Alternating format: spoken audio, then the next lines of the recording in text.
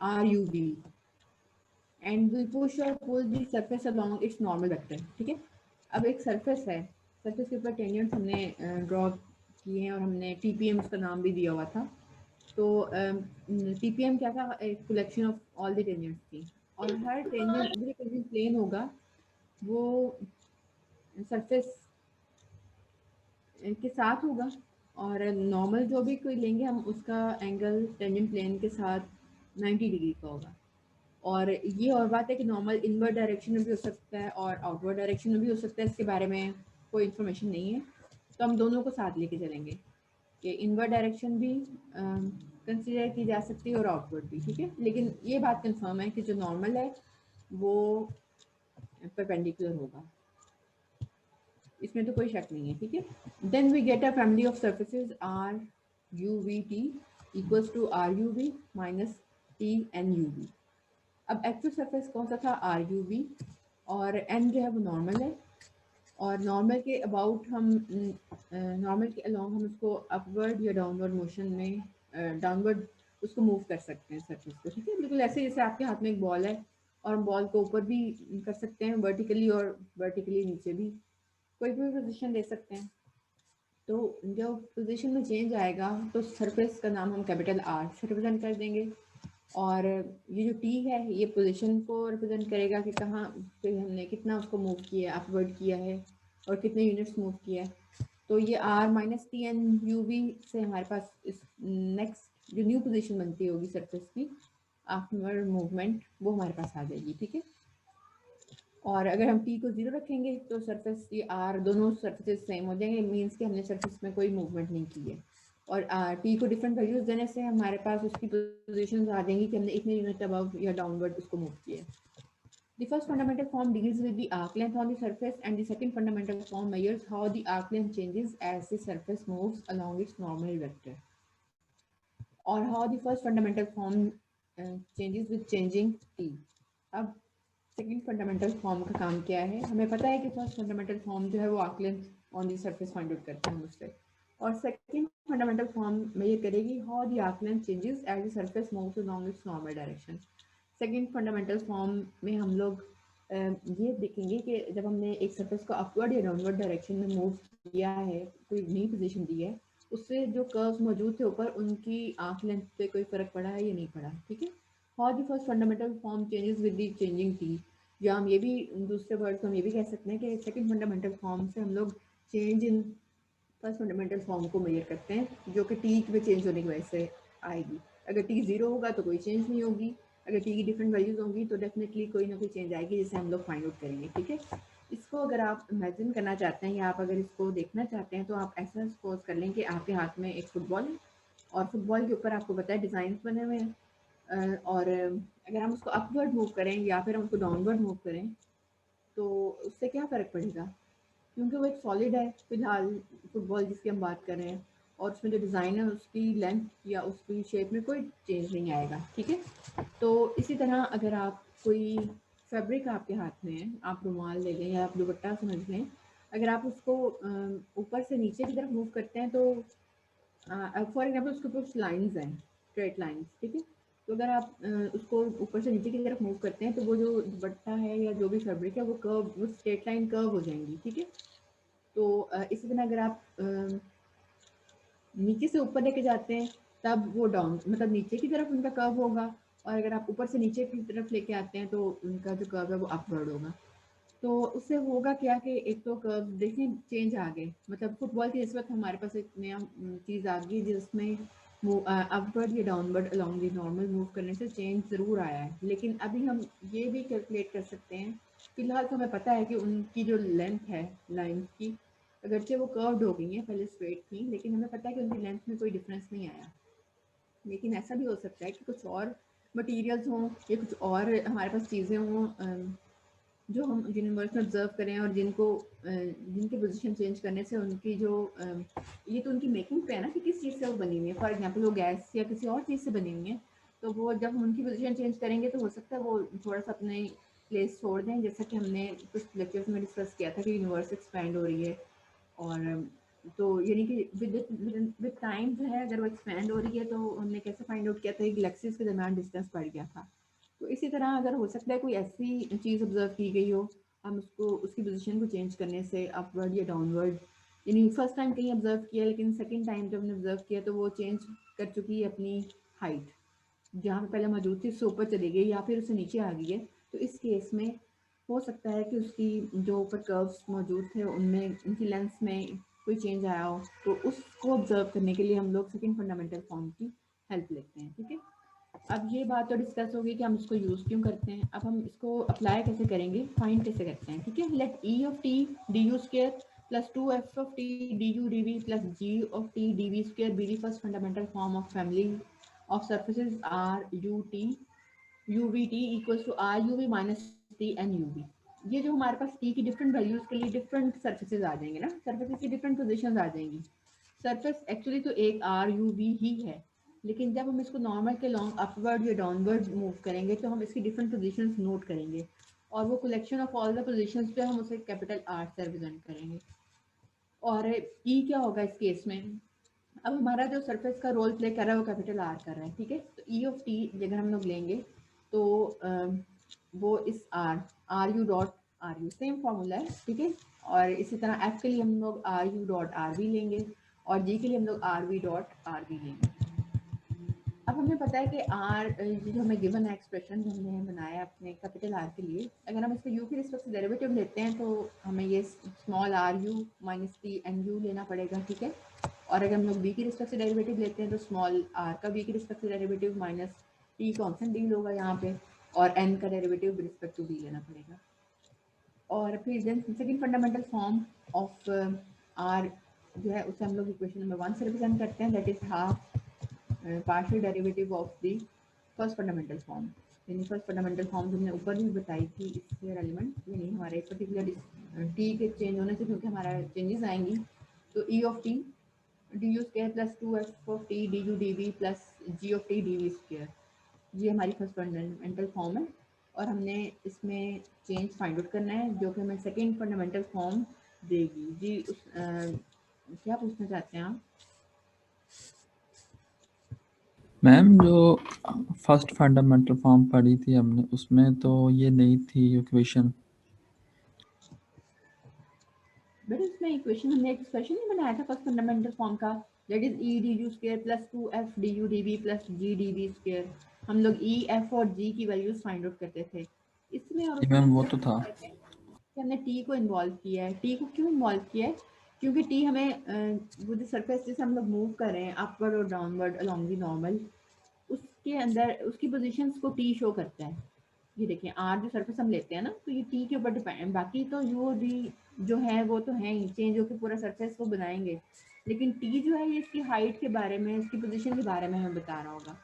तो इस टी को रिप्रेजेंट करने के लिए फिर जाहिर है जब ये टी वेरी कर रहा है other than U and V, तो फिर इसके लिए हमने जो ई फर्स्ट फंडामेंटल फॉर्म का कोएफिशिएंट होता है उसमें भी टी को उसको भी टी के ऊपर डिपेंड करवाया है, एफ को भी टी के ऊपर डिपेंड करवाया है और जी को भी टी के ऊपर डिपेंड करवाया है।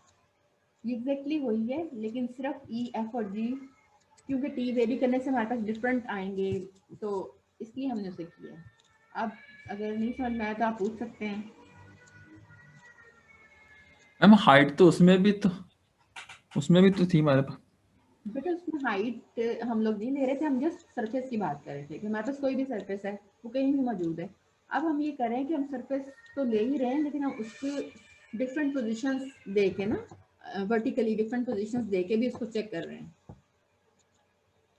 अब हमारे पास सिलेक्शन ऑफ सर्फेसेज है, अगर हम टी को 0 रखते हैं तो हमारे पास एक्चुअल सरफेस आ जाता है, हम टी को 1 रखते हैं तो किसी और पोजीशन पे वही सरफेस होगा, सरफेस वही होगा लेकिन पोजीशन चेंज कर देगा उसकी पोजीशन। हम ये तो स्टडी करना चाहते हैं कि वो जैसे हमने यूनिवर्स में एक्सपेंशन को देखा और हमने देखा कि गैलेक्सीज जो है वो एक जगह से हट गई हैं, तो फिर ये भी तो नोट किया होगा ना कि उनके हट जाने से या दूर हो जाने से उनके ऊपर भी कोई फ़र्क पड़ा या नहीं पड़ा। तो इसी तरह मतलब अभी जो हम स्टडी है सारी कर रहे हैं ये यूनिवर्स से रिलेवेंट है ना, कॉस्मोलॉजी या जनरल रिलेटिविटी के हिसाब से हम लोग पढ़ रहे हैं। तो हमने वहीं पे सारी अगर कोई चीज़ अपवर्ड या डाउनवर्ड हमें मूव होती हुई नज़र आती है तो हम उसके ऊपर जो उस मतलब वो चीज़ जैसे ब्लैक होल है, तो हम ये भी तो देखना चाहेंगे ना कि ब्लैक होल ने अगर अपनी पोजीशन चेंज कर ली है, तो उससे उसकी जो उसका इवेंट होराइजन होता है, जिसके ऊपर मेम्ब्रेन होती है, जिससे अंदर एंटर होते हैं उसमें और बाहर नहीं निकल सकते, तो हम ये भी तो देखेंगे कि उसका जो इवेंट होराइजन है उसमें कोई डिफरेंस आया है या नहीं आया। मतलब ये कि जब कोई चीज़ मूव करती है तो फिर हमें उसकी सारी हर उसकी फिजिकल प्रॉपर्टी भी चेक करनी पड़ती है।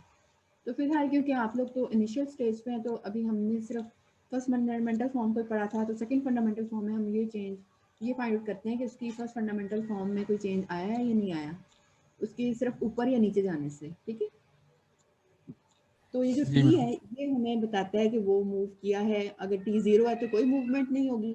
अगर टी की डिफरेंट वैल्यूज़ हैं, वो हम अगर इसको बहुत ज़्यादा डीपली पढ़ेंगे, फिर हम ये भी देखेंगे कि टी अगर पॉजिटिव है तो वो अपवर्ड जा रहा है, या अगर टी नेगेटिव है तो वो डाउनवर्ड जा रहा है। ये सब चीज़ें फिर हम उसके अकॉर्डिंगली डिस्कस करेंगे। फिलहाल टी जो है वो हमें सिर्फ ये बताएगा कि पोजिशन में चेंज आ गया है।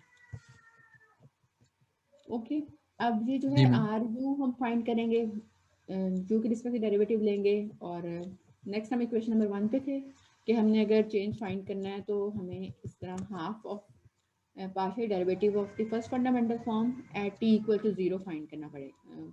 ये फाइंड करेंगे हम लोग और यहाँ पे वैल्यूज रखेंगे जो भी आएंगी। ठीक है, अब ई ऑफ टी पहले देखते हैं। इस केस में क्या होगा, that is R U dot R you.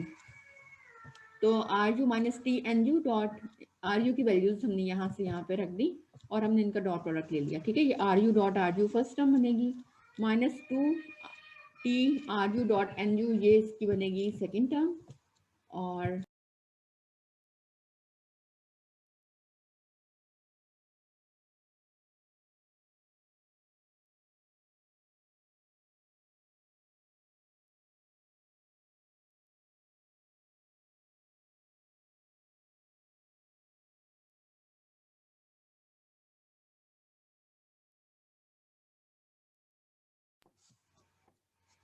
Okay, और जो इसकी थर्ड टर्म होगी वो होगी टी माइनस और माइनस प्लस हो जाएगा, T square N U dot N U.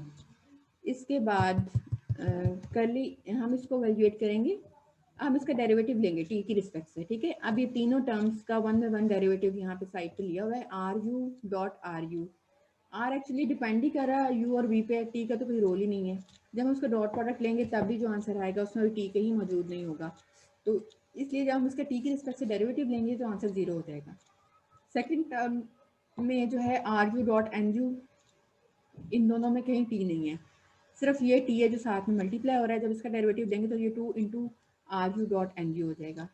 और जो थर्ड टर्म है इसमें T square N U dot N U है, यहाँ पे भी एन जो है वो सिर्फ यू और वी पे डिपेंड कर रहा है, वो कोई रोल प्ले नहीं करेगा। और टी स्क्र का derivative two T N U dot N U हो जाएगा। अब हमने यहाँ पे टी को जीरो भी रखना है, फर्स्ट टर्म तो वैसे ही जीरो हो गई है। ठीक है, सेकेंड टर्म में जीरो टी कहीं आता नहीं है, तो इसलिए माइनस टू जब डेरिवेटिव लेते हैं R U dot N G हो जाएगा। और थर्ड टर्म में जब हम टी को ज़ीरो रखेंगे तो वो टर्म खत्म हो जाएगी, यानी curly E by curly T at T is equal to zero जो है minus two R U dot N U है। इसके बाद हम लोग क्या करेंगे, करली एफ बाय करली टी भी लेंगे और यहाँ से नेक्स्ट पेज पे इसको देखते हैं।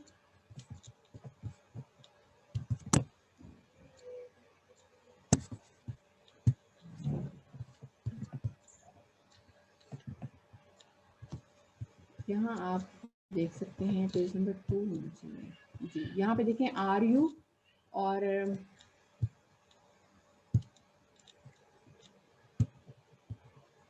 आर यू और आर वी दोबारा दे दिया। ठीक है, और हमें पता है कि एफ ऑफ टी जो है वो R U dot R V के इक्वल है, ये दोनों वैल्यूज रख दी, डॉट प्रोडक्ट ले लिया और F of T equals to R U dot R V minus T R V dot N U minus T R U dot N V plus T square N U dot N V. ये इसका answer आएगा जब आप इसका dot product लेंगे term wise.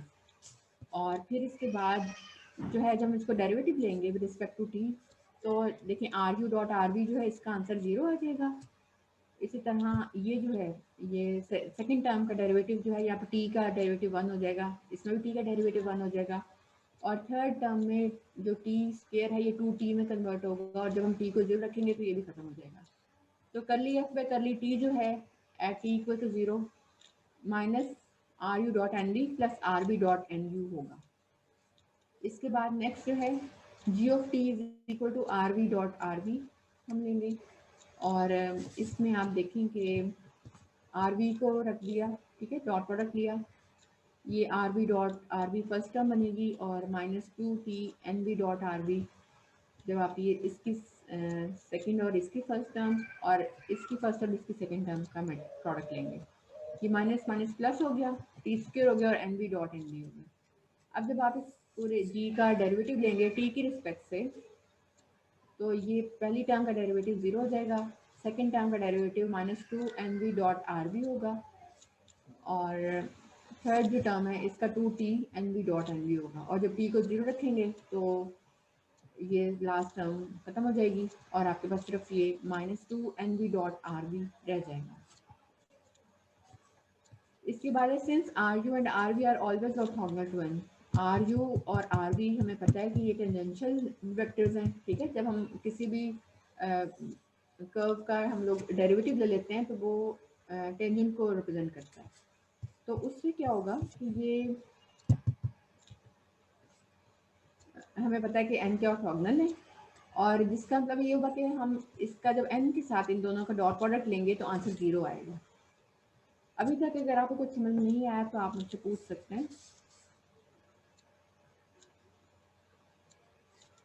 अब next phase में हम लोग काम ये कर रहे हैं कि हम लोग ये जो N V dot R V यहाँ पे आंसर आया ना इसको वैल्यूएट करेंगे। इसी तरह करली एफ बाई करली टी में जो आंसर यहाँ पे R U dot N V आया है और R V dot N U आया इनकी वैल्यूज फाइंड आउट करना चाहते हैं और लास्ट में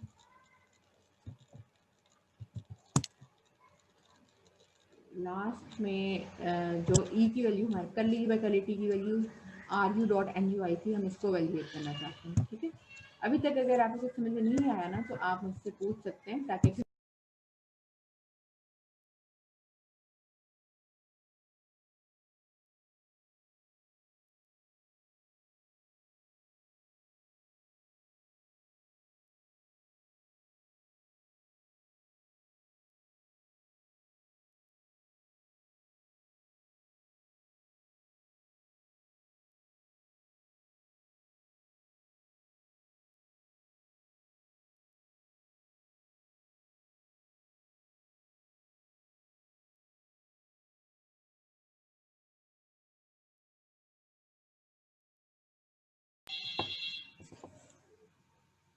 डी क्लास इसका मतलब ये है कि आपको इसमें कोई प्रॉब्लम नहीं है, ठीक है। हम लोग नेक्स्ट में स्टार्ट करते हैं।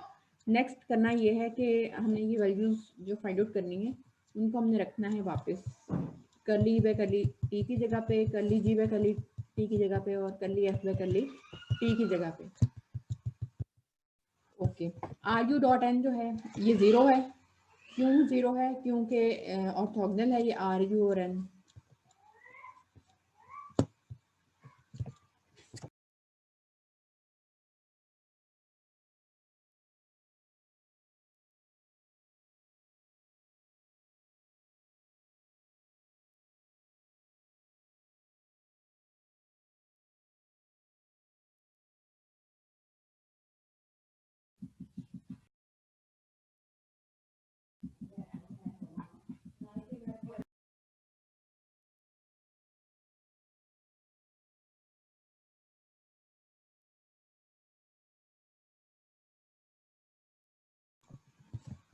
ओके, इसके बाद अब हम लोग इसको जब u की रिस्पेक्ट से डेरिवेटिव लेंगे इसका तो R U U double derivative of R with respect to U product rule apply होगा ना और साथ में N as it is plus R U dot N U और इसको हम लोग रखेंगे यहाँ से। देखिए हम लोग R U dot N U की वैल्यू ले सकते हैं, इसको दूसरी साइड पे ले जाते हैं तो ये minus R U dot N U जो कि हमें curly E by curly T में रिक्वायर्ड था वो भी आप चेक भी कर लेंगे तो वो आर डब्ल्यू डॉट एन के इक्वल आ गया, ठीक है। ये नीचे आप देख सकते हैं कि करली ई बाय करली मैम ये वाला स्टेप एक बार रिपीट कर दें। अब आप यहाँ ये बात मैं अपनी कंप्लीट कर लूँ। करली ई बाय करली टी जो है एट टी इक्वल टू 0 इसकी value -2 R U dot N U थी, ठीक है। तो हमने कैलकुलेशंस करके इसको RW.N कैलकुलेट कर लिया, 2 एज इट इज़ आ गया। अब ये कैलकुलेशंस हमने कैसे किए हैं, वो हमने ऐसे किए हैं कि हमें पता है कि अगर हमारे पास R कोई भी कर्व गिवन है, सॉरी कोई भी सरफेस गिवन है R, हमने उसका जब u या v किसी भी एक वेरिएबल के रिस्पेक्ट से डेरिवेटिव लेना है तो वो एक वेक्टर होगा जो टेंजेंट होगा उस कर्व पे, उस सरफेस के ऊपर, ठीक है। तो इसलिए अगर वो ये टेंजेंट है RU और n एक नॉर्मल है, दिस मीन्स के दरमियान एंगल 90 डिग्री का होगा। और हमें डॉट प्रोडक्ट से पता है कि अगर दो वेक्टर्स के दरमियान एंगल 90 डिग्री हो तो उसका डॉट प्रोडक्ट 0 होता है। तो ये चीज़ हमने यहाँ पे यूज़ कर ली, ठीक है, कि 0 इज इक्वल टू RU.N, इसी तरह 0 इक्वल्स टू RV.N। तो अब हमने इसके u की रिस्पेक्ट से डेरिवेटिव ले रहे हैं ताकि हमें RU.NU मिल सके, और इसी तरह b की रिस्पेक्ट से डेरिवेटिव लेंगे, मतलब जो जो चीज़ हमें चाहिए उसकी रिस्पेक्ट से हम लोग डेरिवेटिव लेके अपनी वैल्यूज रख देंगे, ठीक है। तो अब यहाँ से RU.N जब लिया तो ये देखें प्रोडक्ट रूल अप्लाई करके हमने माइनस RU.NU की वैल्यू निकाल ली, और यहाँ से हमें RV.N का जब v की रिस्पेक्ट से डेरिवेटिव लिया तो ये RW.N प्लस RV.NV, और यहाँ से माइनस RV.NV की वैल्यू निकाल ली जो कि RW.N के इक्वल आ रही है। इसी तरह हमने RU.N जो हमने ऊपर लिया था उसका पहले u की रिस्पेक्ट से डेरिवेटिव लिया था, अब v की रिस्पेक्ट से डेरिवेटिव ले लिया, सिंपल डेरिवेटिव जो हम लोग लेते हैं, जस्ट शो कर रहे हैं हम। और इसी तरह हमने RV.N जिसका हमने पहले v की रिस्पेक्ट से डेरिवेटिव लिया था, हमने उसका u की रिस्पेक्ट से डेरिवेटिव ले लिया। ये सब क्यों ले रहे हैं, क्योंकि ये RU.NV इसकी वैल्यू हमें चाहिए, ये RV.NU हमें इन सब की वैल्यूज चाहिए, हमें बिल्कुल पता नहीं इनके बारे में कुछ भी। तो हमने यहाँ से इनकी सारी वैल्यूज ले ली, और जहाँ जहाँ कहीं ये अप्लाई होती थी, जैसे कि करली ई बाय करली टी में RU.NU की वैल्यू रख दी, दैट इज़ RW.N। करली जी बाय करली टी में हमारा आंसर आ रहा था -2 RV.NB।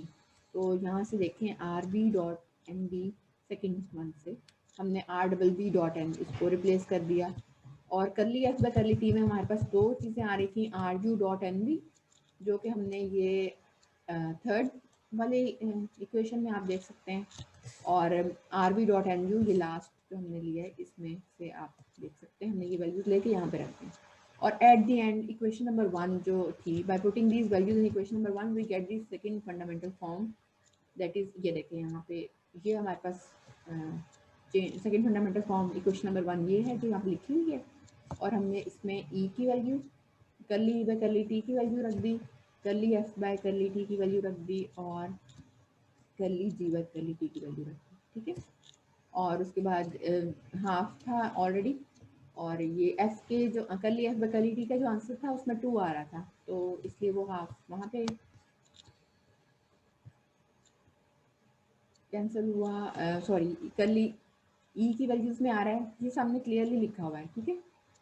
और अभी हम इसको अगर देखें लास्ट पेज पे कन्फ्यूजन ना रहे, तो ये देखिए कि यहाँ पे एफ के साथ ऑलरेडी 2 है जो हमारी फर्स्ट फंडामेंटल फॉर्म होती है, तो वो 2 ऑलरेडी इस 1/2 के साथ कैंसिल हो गया था, इसलिए हम लोग जो एफ में अब हमारा आंसर आंसर में 2 आ रहा है वो कैंसिल नहीं हो रहा, ठीक है।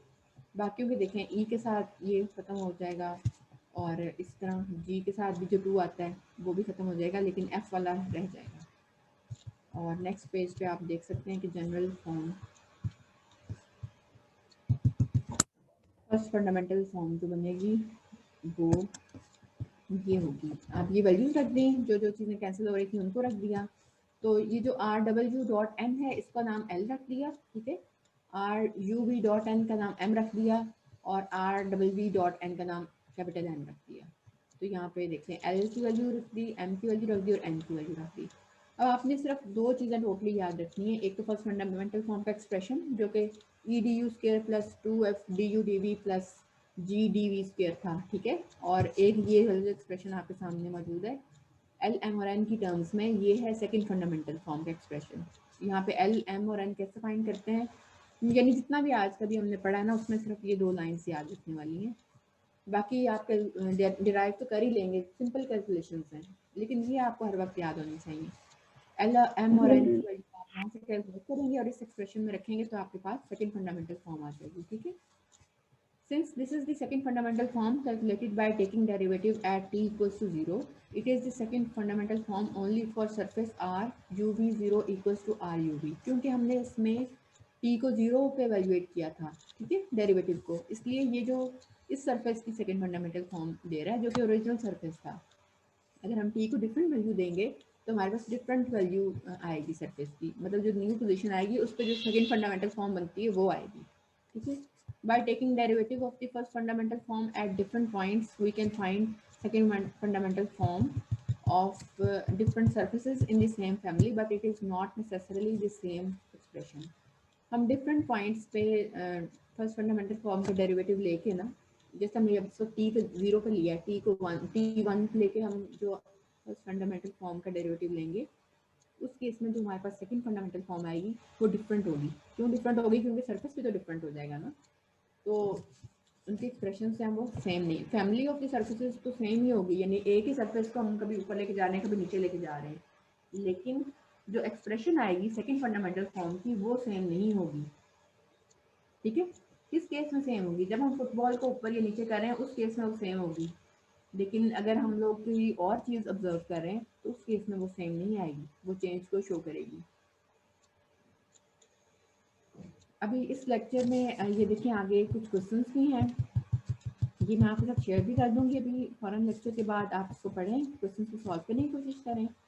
ये नेक्स्ट पेज पे जो है वो सॉल्व क्वेश्चन है ताकि आप इसको समझ सकें।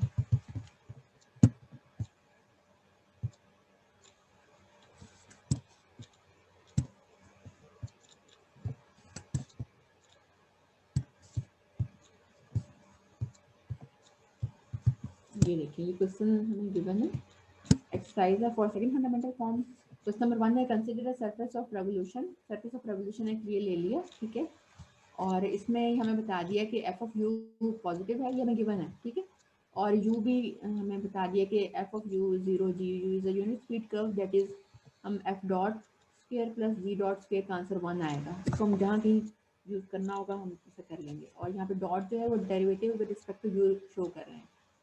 आपने इस एग्जाम्पल को देख के परेशान नहीं होना, हमारा काम सिर्फ ये है कि सबसे पहले हमने नॉर्मल एन फाइंड आउट करना है फॉर सेकंड फंडामेंटल फॉर्म। उसका फॉर्मूला आपको पहले ही पता है, और अगर नहीं पता तो ये देखें आपके सामने इस वक्त मौजूद है। एन जो है वो sigma you cross sigma we over norm of sigma you cross sigma we होगा, ठीक है। तो आप सिग्मा यू, सिग्मा हमें वो कर्व गिवन है, सॉरी सरफेस गिवन है, ठीक है, ये देखिए ऊपर हमें सरफेस गिवन है, ये देखिए sigma U V, F of U cos B, F of U sine B and G of U, और इसके डेरिवेटिव्स लिए हैं।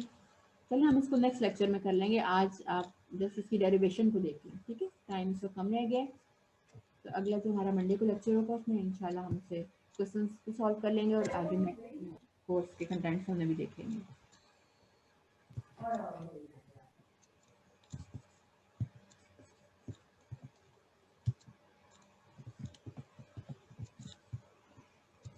ओके, अल्लाह हाफिज़। अल्लाह हाफिज़।